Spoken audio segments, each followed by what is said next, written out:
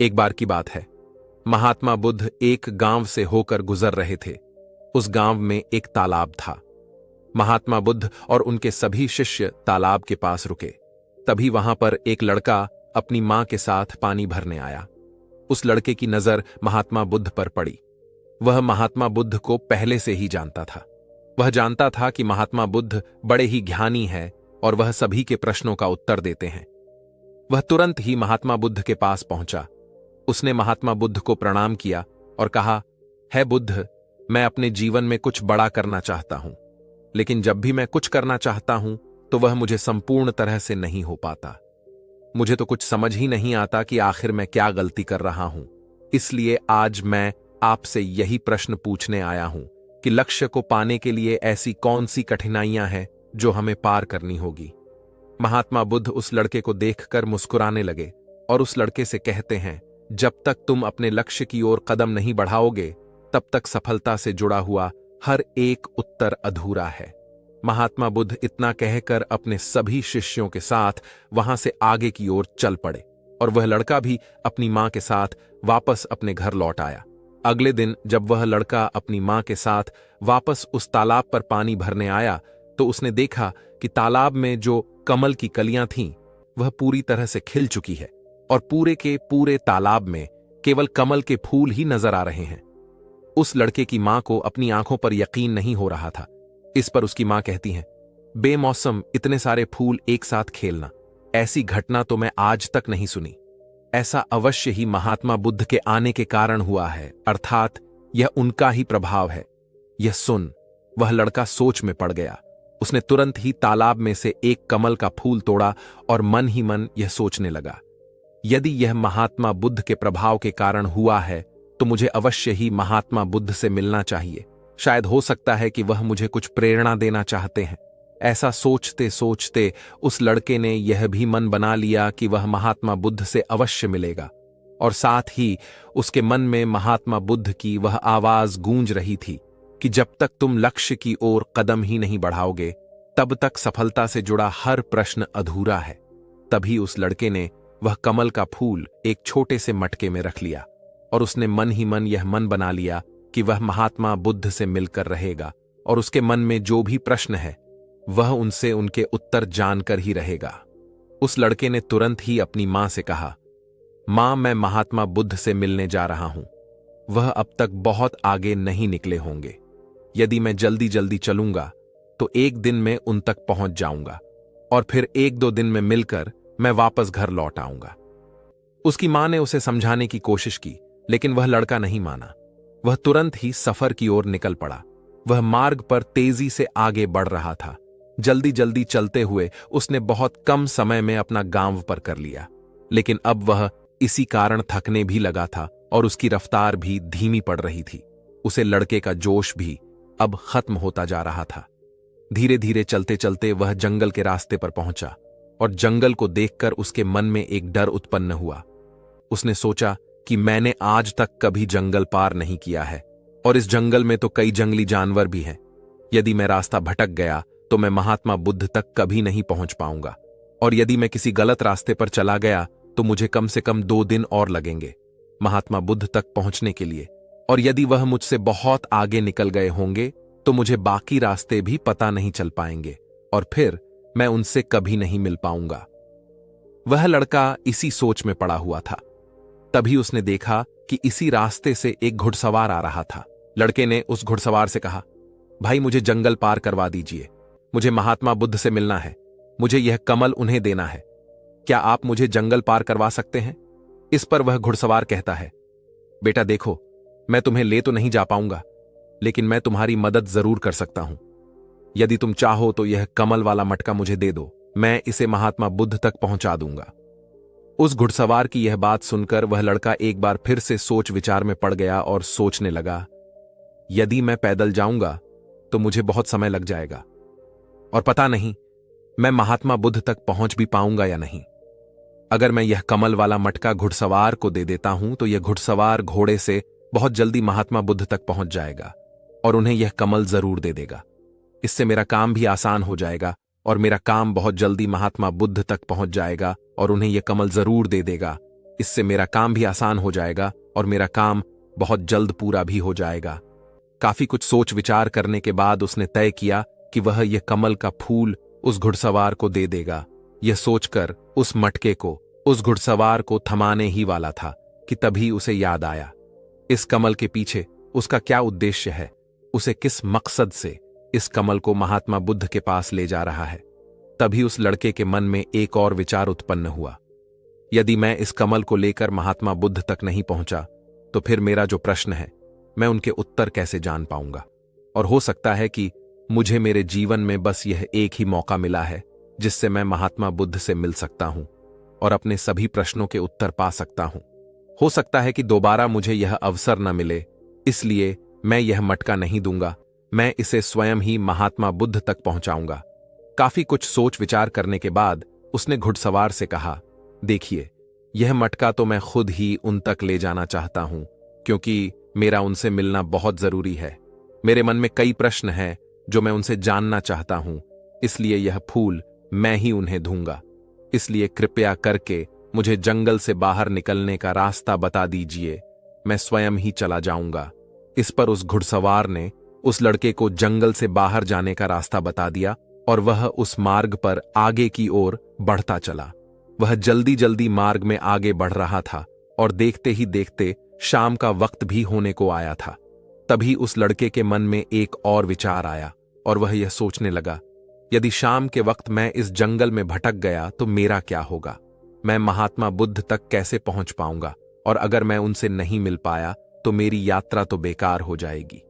इससे तो अच्छा होता कि मैं उसे घुड़सवार को ही यह मटका दे जाता, वह उसे महात्मा बुद्ध तक अवश्य पहुंचा देता। मुझे तो घर लौट जाना चाहिए था, यही मेरे लिए बेहतर होता। इस प्रकार के उस लड़के के मन में तरह तरह के विचार उत्पन्न हो रहे थे। ऐसा होगा तो क्या होगा, वैसा होगा तो क्या होगा, यदि मैं भटक गया तो क्या होगा। तभी उस लड़के ने उस कमल की ओर देखा। उसे कमल से ही उसे महात्मा बुद्ध की याद आई। महात्मा बुद्ध के चेहरे पर वह असीम शांति थी। उसे महात्मा बुद्ध की वह मुस्कान याद आई। तभी उसके मन में एक और विचार उत्पन्न हुआ, जिनके आने से हमारे तालाब में अनेकों फूल खिल गए, जिसके साथ होने से हमारे मन को प्रेरणा मिलती है, जिनके चेहरे पर वह असीम शांति है जिसे मिलकर मेरा मन शांत हो जाता है। यदि मैं उनसे मिल पाऊं तो मुझे कितना कुछ सीखने को मिलेगा। ऐसा सोचते ही उसके मन में एक बार फिर से महात्मा बुद्ध से मिलने की प्रेरणा जाग उठी और वह निश्चिंत होकर अपने मार्ग में आगे की ओर बढ़ता चला जा रहा था। काफी दूर आगे चलने के बाद जंगल खत्म होने लगा।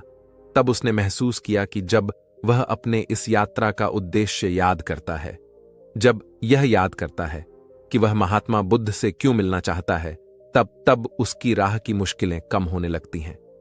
और यही वास्तविकता है, यही हम सभी के साथ होता है, फिर चाहे वह कोई छात्र हो या व्यापारी। जब जब इंसान खुद पर शक करता है, खुद पर संदेह करता है, तब वह रुकावटें बड़ा रूप ले लेती है। और जब हम अपने लक्ष्य को याद रखते हैं, अर्थात अपना उद्देश्य याद रखते हैं, तब वह रुकावटें हमारे सामने छोटी पड़ जाती है और हम उसे आसानी से पार करके अपने लक्ष्य की ओर चलते हैं। इस पर उस लड़के ने महसूस किया कि उसे अपना लक्ष्य याद रखना है, उसे अपना उद्देश्य याद रखना है और छोटे छोटे कदमों से आगे की ओर बढ़ते जाना है। इसके बाद उस लड़के ने सारी चिंताएं छोड़ दी। वह केवल सफर पर आगे की ओर बढ़ता जा रहा था, लेकिन इस बीच वह चलते चलते काफी थक चुका था। और जैसे ही उसने जंगल पार किया, तभी जंगल के ऊपर उसे एक छोटी सी कुटिया नजर आई। वहां पर एक सुंदर स्त्री रहती थी। लड़का काफी थक चुका था और उसे बहुत जोरों की प्यास लगी थी। वह लड़का उस कुटिया में गया। वहां पर उस स्त्री से उसने पानी मांगा। इस बार उस स्त्री ने उस लड़के को पानी पिलाया। तभी वह स्त्री उस लड़के से कहती है, आखिर तुम महात्मा बुद्ध से क्यों मिलना चाहते हो? इस पर वह लड़का कहता है, मेरे मन में कुछ प्रश्न है और मैं उन प्रश्नों को उत्तर जानना चाहता हूं, और मेरे पास केवल यह एक ही अवसर है, इसलिए मुझे उनसे मिलना ही है। वह लड़का उसी तरह से बातें कर ही रहा था। उधर दूसरी तरफ उस स्त्री के मन में उस लड़के के प्रति प्रेम जाग रहा था। वह उस लड़के को पसंद करने लगी थी। वह लड़की उस लड़के को रोकना चाहती थी। वह उससे कहती है, आज की रात तुम यहीं रुक जाओ वैसे भी शाम होने को है और बहुत जल्द रात भी हो जाएगी। ऐसे में तुम कहाँ जाओगे? इससे अच्छा है कि आज तुम यहीं पर रुक जाओ। आज हमारे बगल में ही शादी है, वहां पर नाच गाना होगा, खाना पीना होगा, बहुत मजा आएगा। इसलिए आज रात तुम यहीं पर रुक जाओ। उस स्त्री के मुख से यह सब सुनकर वह लड़का यह समझ चुका था कि यह स्त्री मुझे बहुत पसंद करती है और वह बहुत भी सुंदर भी है। उसकी सुंदरता को निहारत हुए वह लड़का मन ही मन सोच रहा था कि यदि मैं इससे दोस्ती कर लूं तो मेरा जीवन तो संवर जाएगा, मुझे जीवन का मजा आ जाएगा। और वैसे भी आज रात तक तो मैं महात्मा बुद्ध से मिल भी नहीं पाऊंगा, तो क्यों ना मैं यहीं पर रुक जाऊं।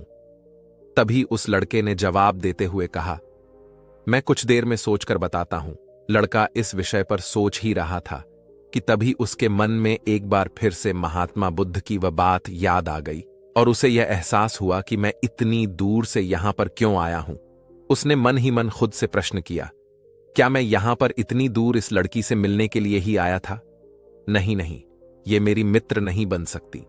क्या भरोसा आज को इसका मन मुझ पर आया है और कल को किसी और पर आ गया तो मैं क्या करूंगा। उस लड़के ने तुरंत ही उस कमल की ओर देखा। तभी उसे उसका उद्देश्य याद आ गया और उसने तुरंत ही यह निर्णय लिया कि वह आगे की ओर बढ़ेगा। उसने उस लड़की को साफ साफ मना कर दिया और अपने मार्ग की ओर आगे बढ़ चला। जब वह आगे की ओर जा रहा था तभी उसे अपने इस निर्णय पर अफसोस हो रहा था। उसे ऐसा लग रहा था यदि उसे महात्मा बुद्ध ना मिले तो उसके हाथ से यह स्त्री भी चली जाएगी। इस बात का उसे बहुत मलाल था, लेकिन वह धीरे धीरे मार्ग में आगे बढ़ता गया। कुछ दूर आगे जाने के बाद जब उसका मन शांत हुआ तब उसे इस बात का एहसास हुआ यदि वह उसे स्त्री के पास रुक जाता तो वहां अपने इस उद्देश्य को कभी पूरा नहीं कर पाता और उसकी यह यात्रा बेकार हो जाती, उसकी इतनी मेहनत व्यर्थ हो जाती। और तब उसे एक और चीज का एहसास हुआ कि जो भी व्यक्ति या फिर वस्तु हमें अपने उद्देश्य से भटकाने का प्रयास करें, हमें उससे तुरंत ही दूर हो जाना चाहिए। हमें अपना उद्देश्य याद रखना चाहिए कि हमने यह सफर क्यों शुरू किया था और हम अपनी मंजिल पर क्यों पहुंचाना चाहते हैं। वह लड़का यह सब सोच विचार कर आगे की ओर बढ़ता जा रहा था। रात्रि का वक्त होने वाला था और वह लड़का तेजी से अपने मार्ग में आगे की ओर बढ़ता जा रहा था। तभी उसे मार्ग में एक बुजुर्ग व्यक्ति मिले। उसने उस बुजुर्ग व्यक्ति से पूछा, बाबा बाबा, मैं महात्मा बुद्ध से मिलना चाहता हूं और पिछले गांव में मुझे किसी ने बताया कि वह इसी मार्ग से आगे की ओर बढ़े थे। क्या आप मुझे बता सकते हैं कि वह किस तरफ गए हैं? इस पर वह बुजुर्ग व्यक्ति उस लड़के से कहते हैं, बेटा तुमसे कोई गलती हो गई है, तुम्हें कोई गलतफहमी हुई है। यहां से कोई भी ऋषि मुनि नहीं गए हैं। हो सकता है कि रास्ते में कोई और मोड़ हो जिस पर तुम्हारा ध्यान ना गया हो। वह ऋषि मुनि उसी रास्ते से गए होंगे। यह सुन वह लड़का घबरा गया। अभी कुछ ही घंटा पहले तो मैंने उस बस्ती को पार किया था। यदि मैं वापस गया तो मैं बहुत पीछे हो जाऊंगा और अब तो अंधेरा भी होने को है। मेरे पास ना तो कोई रहने का साधन है और ना ही खाने पीने का। मेरी तो पूरी यात्रा बेकार होगी। मुझे तो यह लग रहा था कि मैं महात्मा बुद्ध से अवश्य मिलेगा, लेकिन अब लगता है कि यह मुमकिन नहीं है। मैं उनसे नहीं मिल पाऊंगा। इस प्रकार के कई विचार और उस लड़के के मन में उमड़ने लगे। वह लड़का खुद पर संदेह करने लगा। जैसे ही उसके मन में इस प्रकार के विचार उत्पन्न हुए तो मानो उसके पैरों में किसी ने बेड़ियां डाल दी हो। वह बार बार केवल एक ही बात सोच रहा था कि आखिर वह मुझे क्यों नहीं दिखाई दिया। मैं बार बार एक ही गलती क्यों करता हूं? मुझसे इतनी बड़ी गलती कैसे हो गई? यह सोचकर वह लड़का सर पकड़कर वहीं पर बैठ गया। कुछ देर तक तो उसे कुछ भी समझ नहीं आ रहा था। तभी उसे उसकी मां की बात याद आई। उसकी मां ने उस लड़के से कहा था, बेटा, हर गलती में सीख छुपी होती है जो हमारे जीवन को और भी बेहतर बनाती है। यह बात उसे याद आते ही उसका मन शांत होने लगा और देखते ही देखते उसकी मन पूरी तरह से शांत हो चुका था और वह लड़का बार बार अपने मन में अब एक ही बात दोहरा रहा था कि हर गलती में सीख छुपी हुई होती है और हमें वह और बेहतर बनाने आती है। उसने अपनी गलती को स्वीकार किया और वह कहने लगा, हां, मुझसे गलती हुई है। मैं जल्दबाजी में बिना सोचे समझे बस मार्ग में आगे की ओर बढ़ता जा रहा था। जैसे जैसे लोगों ने कहा मैं उसी तरह से आगे की ओर बढ़ता चला गया। उसके गलती स्वीकारते ही उसका मन पूरी तरह से शांत हो गया। उसकी निराशा अब आशा में बदल चुकी थी। वह एक पेड़ के नीचे बैठा हुआ था। तभी उसने देखा कि कुछ जानवर नदी से पानी पी रहे थे। यह सब देखकर उस लड़के को याद आया कि जब वह पहली बार महात्मा बुद्ध से मिला था तब पानी के पास ही मिला था, और महात्मा बुद्ध के साथ उनके कई शिष्य भी हैं, तो उन्हें पानी की तो आवश्यकता जरूर पड़ेगी। इस पर उस लड़के को तुरंत यह समझ में आ गया कि महात्मा बुद्ध भी उसी रास्ते से भ्रमण कर रहे होंगे जिस रास्ते पर पानी होगा। तभी उसने सोच विचार कर यह तय किया कि वापस जाने से अच्छा है क्यों ना मैं इस नदी के किनारे आगे की ओर बढ़ता रहूं। ऐसा सोचते ही उसने तुरंत ही रास्ता बदल दिया और वह नदी के रास्ते आगे बढ़ने लगा। जैसे जैसे वह आगे बढ़ता जा रहा था, उसका मन और भी हल्का होता जा रहा था, उसका मन और भी शांत होता जा रहा था। तब उसने अनुभव किया कि जब मन बहुत शांत होता है तो हमारा मन बहुत हल्का हो जाता है और जल्दबाजी नहीं करता, और ना ही किसी में या खुद में कोई कमी निकलता है। हमारी बुद्धि पहले से बेहतर काम करने लग जाती है। तब उस लड़के ने इस बात का अनुभव किया कि खुद से शिकायत करना एक बहुत बड़ी कमी है जो हमें दुख की ओर ले जाती है। ऐसे ही चलते चलते लड़के के मन में विचार आया, यदि मैं अपने गांव में ही रुक जाता तो यह सारे अनुभव मैं कभी प्राप्त नहीं कर पाता। ऐसा सोचते सोचते वह मार्ग में आगे की ओर बढ़ रहा था। तभी उसे महात्मा बुद्ध के कुछ शिष्य नजर आए और उन्हें देखकर वह लड़का बहुत खुश हुआ और वह अपने मार्ग में तेजी से और भी आगे बढ़ने लगा, और आखिरकार लगातार 2 दिनों का सफर तय करने के बाद वह महात्मा बुद्ध के पास पहुंचा। वह तुरंत ही महात्मा बुद्ध के पास पहुंचा। उसने महात्मा बुद्ध को प्रणाम किया और उन्हें वह कमल का फूल भेंट कर दिया।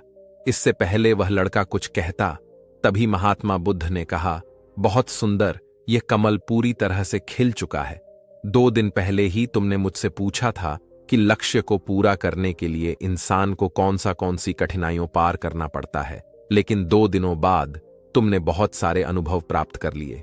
तुम्हारा यह धैर्य, यह मुस्कान देखकर लगता है कि तुमने इस यात्रा में बहुत कुछ सीख लिया है।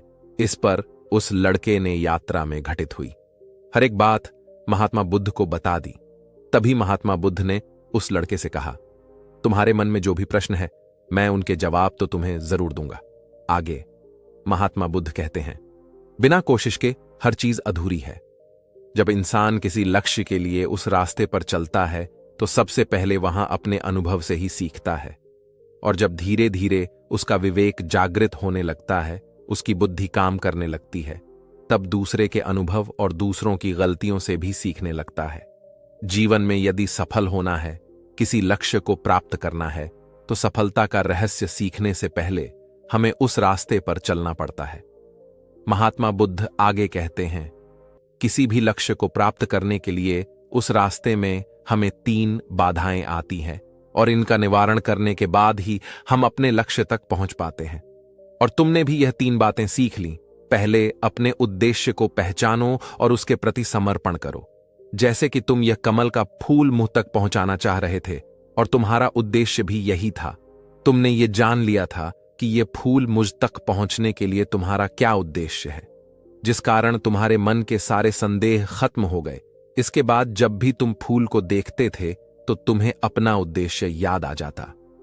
आगे महात्मा बुद्ध ने कहा, तुमने स्वयं के अनुभव से ही यह जान लिया कि अपनी मंजिल तक किस प्रकार हमें पहुंचना है, और सब कुछ तुम्हारे भीतर से ही प्रकट हो रहा है। वह लड़का महात्मा बुद्ध की सारी बातें ध्यानपूर्वक सुनता रहा। तब महात्मा बुद्ध कहते हैं, तुम्हारे मन में कई प्रकार के डर और संशय थे। पता नहीं तुम मुझ तक पहुंच पाओगे या नहीं, पता नहीं तुम जंगल पार कर पाओगे या नहीं, क्योंकि तुमने आज से पहले कभी जंगल पार नहीं किया था, और रास्ते में तुम्हें तरह तरह की रुकावटें भी झेलनी पड़ी। और जब हमारे रास्ते में तरह तरह की रुकावटें उत्पन्न होती है, तब हमारा मन बाधित होता है, हमारा मन भटकने लगता है और हम अपने लक्ष्य से भटक जाते हैं। लेकिन जब हम अपना सारा ध्यान रुकावटों से हटाकर अपने उद्देश्य पर लगाते हैं, तो सारी रुकावटें खुद ब खुद छोटा पड़ने लगती हैं और हम उन्हें आसानी से पार कर जाते हैं। शुरुआत में हर किसी की यही समस्या है कि वह यह नहीं जानता कि आखिर वह सफल क्यों होना चाहता है, क्यों वह कुछ करना चाहता है। इसी कारण उनके सामने परेशानियां भी बहुत ज्यादा होती हैं और वह उन परेशानियों के सामने घुटने टेक देते हैं। लेकिन जैसे जैसे आप आगे बढ़ते हैं, अपने लक्ष्य के प्रति समर्पित हो जाते हैं, तो वैसे वैसे चलते जाना आसान हो जाता है और हम अपने लक्ष्य तक पहुंच ही जाते हैं। आगे महात्मा बुद्ध उस लड़के को तीसरी बात बताते हुए कहते हैं, असली शक्ति इच्छाओं को पूरा करने में नहीं बल्कि उनको मिटाने में है। हम जानते हुए भी सही काम नहीं करते। अगर हम अपनी उद्देश्य की ओर आगे बढ़ते हुए आकर्षणों के पीछे रुक जाते तो हमारी यात्रा कभी पूरी नहीं हो सकती। इसलिए जैसे कि इस यात्रा के दौरान तुमने फूल हमेशा अपने साथ रखा, अपने पास रखा, वैसे ही उद्देश्य से भी हमेशा सामने रखना चाहिए।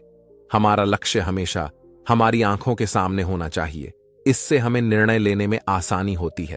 अन्यथा हमारे मन का संदेह, हमारी मन की शंका हमें कभी भी सही निर्णय नहीं लेने देता और वह हमें मन की उलझनों में फंसा कर रख देती है।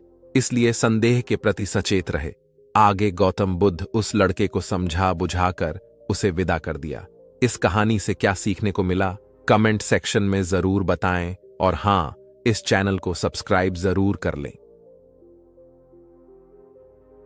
प्राचीन समय की बात है। जापान में एक बहुत ही प्रसिद्ध बौद्ध भिक्षु रहा करते थे। उनका नाम रिसाई था। रिसाई अकेले रहते थे।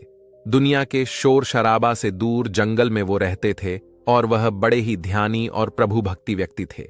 इसलिए वह पूरे जापान में बहुत अधिक प्रसिद्ध थे। एक दिन एक राजकुमार देसाई के पास आया और बोला, हे प्रिय भिक्षु, मैं हमेशा थका हुआ और निराशा और परेशान महसूस करता हूं। मेरा मन बहुत परेशान रहता है।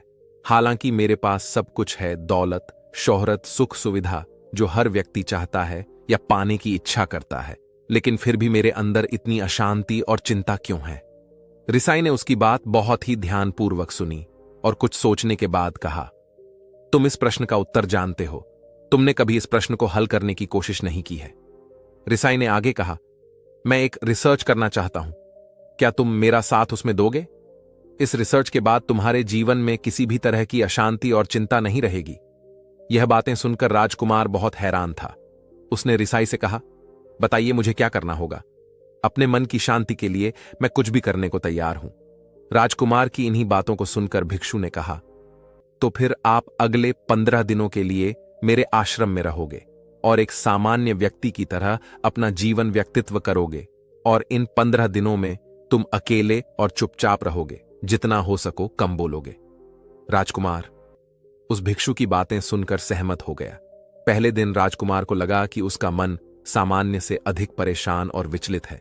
उसके मन में तरह तरह के विचार आ रहे थे और वह आम लोगों की तरह जीवन जीने में असहज महसूस कर रहा था। उसे अंदर से बोलने की इच्छा हो रही थी, लेकिन वह चुपचाप रहा। उसके मुंह से एक भी शब्द नहीं निकला, बस मन मारकर चुपचाप बैठा रहता। लेकिन रात होते होते उसके अंदर ही अंदर शांति का अनुभव होने लगा। उसके लिए यह अनुभव अजीब था। वह खुद से पूछ रहा था कि वह अंदर ही अंदर इतना खुश क्यों है और उसकी आंतरिक बेचैनी और उसकी चिंता कम क्यों होने लगी है। अगले दिन राजकुमार अकेला चुपचाप बैठा रहा और वह प्रकृति को निहार रहा था। वह पौधों को, फूलों को, आकाश में उड़ रहे पक्षियों को। वह अपने जीवन में पहली बार यह अद्भुत दृश्य महसूस कर रहा था कि उसके पास कितनी सुंदरता है। वह दिन भर प्रकृति की सुंदरता को निहारता रहता और उसकी ताजगी को महसूस करता रहता। इसी तरह से 10 दिन हुए और उसके मन की सारी बेचैनी, सारी हलचल, सारी उथल पुथल और सारा तनाव गायब हो गया। 11वें दिन की सुबह राजकुमार फिर एकांत में बैठ गया और कुछ मिनट में उसकी आंखें अपने आप बंद हो गईं और वह गहरे ध्यान में चला गया। वह पूरे दिन वहीं पर आंखें बंद करके बैठा रहा और गहरे ध्यान में डूबा रहा। ना कोई शब्द, ना कोई चिंता। राजकुमार भीतर से असीम शांति और आनंद से भर गया। राजकुमार अपने बाकी के 4 दिन इसी तरह से ध्यान में बिताने के 15 दिन बाद रिसाई के सामने प्रस्तुत हुआ और उनको प्रणाम करके बोला, प्रिय भिक्षु, मुझे उत्तर मिल गया कि मेरे मन में इतनी उथल पुथल और चिंता क्यों थी। मैं जान गया कि मेरा मन इतना अशांत और विचलित क्यों था। रिसाई मुस्कुराते हुए पूछा, बताओ क्या उत्तर मिला तुम्हें? राजकुमार ने कहा, मैं आवश्यकता से अधिक बातें करता था। मैं किसी पर भी अपने शब्द और ऊर्जा व्यर्थ करता था। मैं दिन भर अपने लोगों से फालतू की बातें करता रहता और फिर उन्हीं के बारे में अकेला सोचता रहता और ज्यादा समय नकारात्मक ही सोचता रहता। इस तरह मैं बस अपना समय बर्बाद कर रहा था। ज्यादा बोलने और नकारात्मक सोने की वजह से मेरा मन अशांत और बेचैन हो रहा था और इसी वजह से मैं किसी भी काम को ठीक से नहीं कर पा रहा था, जिसकी वजह से मैं हर काम में असफल होने लगा। और फिर इन्हीं लगातार मिलने वाली असफलताओं की वजह से ही मैं और भी उदास और चिड़चिड़ा हो गया था। इन्हीं सभी चीजों की वजह से मेरा जीवन नष्ट हो रहा था। लेकिन यहां पर बीते हुए 15 दिन मेरे लिए पूरी तरह से अलग थे। मुझे कुछ अलग ही एहसास यहां पर हो रहा था। मुझे ऐसा लग रहा था कि मैं अपना पूरी तरह से जिंदगी जी रहा हूं, लेकिन इससे पहले मैं अपना जीवन गलत तरीके से जी रहा था। और मैंने यह भी सीखा कि हमें सिर्फ ध्यान करने की जरूरत नहीं है, ध्यान अपने आप होता है। जब हम शांत और मौन होते हैं, ध्यान के पिछले कुछ दिनों के दौरान मैंने जो पहली चीज सीखी वह यह है कि मनुष्य के जीवन की सबसे महत्वपूर्ण चीज स्वयं को जानना ही है। यह सुनकर रिसाई ने कहा, सिर्फ तुम ही नहीं, दुनिया में ज्यादातर लोग जरूरत से ज्यादा बोलते हैं। आज भी लोग ज्यादातर समय केवल एक दूसरे को नीचा दिखाने के लिए ही बोलते हैं। कुछ लोग ना चाहते हुए भी बातें करते हैं और अपना जीवन बर्बाद कर लेते हैं।